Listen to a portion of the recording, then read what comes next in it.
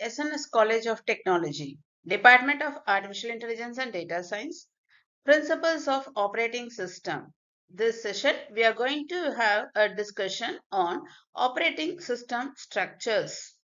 The third structure that we are going to discuss here is the layered structure.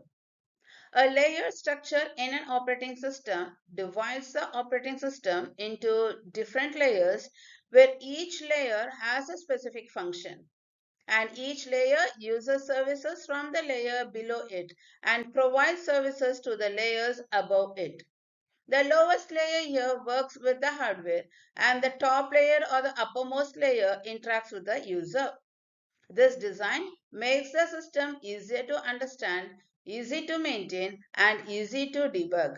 But it too has its own disadvantage where it can be slower due to multiple layers where the overhead can be more compared to the previous layers. That is, the performance overhead is going to be a major disadvantage in this type of the layered structure. An example that we can quote here is the OS. Microkernel structure.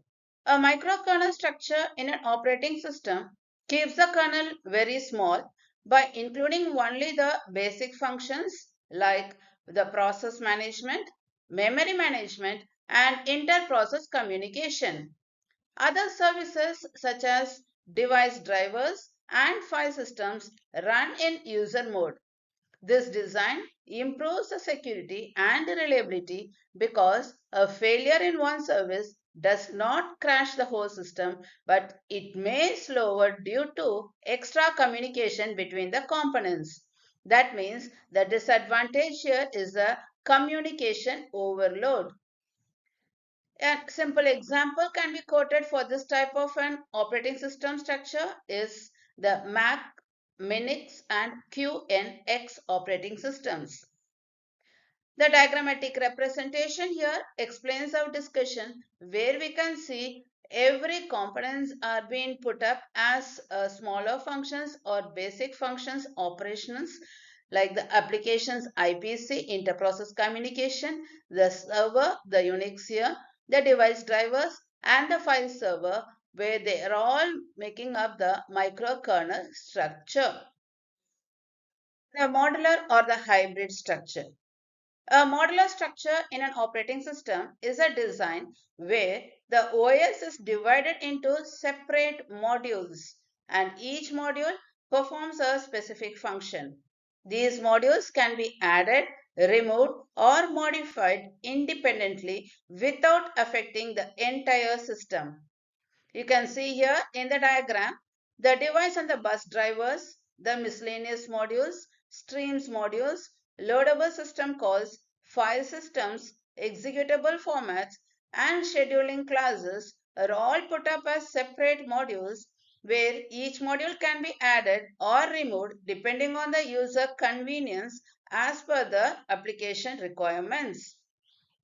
And this makes this particular operating system more flexible, easy to maintain, and reliable while still providing a good performance. The advantages are these, and we can see a simple example here for the modular operating system, the Linux, which uses the loadable kernel module to add features like the device drivers without restarting the system. So, as per the user convenience, whenever a new device has to be added up, the device driver module allows the user to add it using the loadable modules in the Unix operating system. So let us conclude. In an operating system, different structures are used to organize the OS functions. A simple structure has little or no separation between the components, making it fast but insecure and hard to maintain. A monolithic structure places all the operating system services in one large kernel, which gives high performance but low reliability since one error can crash the whole system. A layer structure here divides the operating system into layers where each layer performs a specific task, making it easier to understand and maintain, but slightly slower. A microkernel structure keeps only the essential functions in the kernel and moves the other services to the user space. This improves the security and reliability, but adding communication overhead being a disadvantage. A modular structure here divides the OS into independent modules that can be added or removed easily, offering a good balance between the performance, flexibility, and maintainability. Thank you.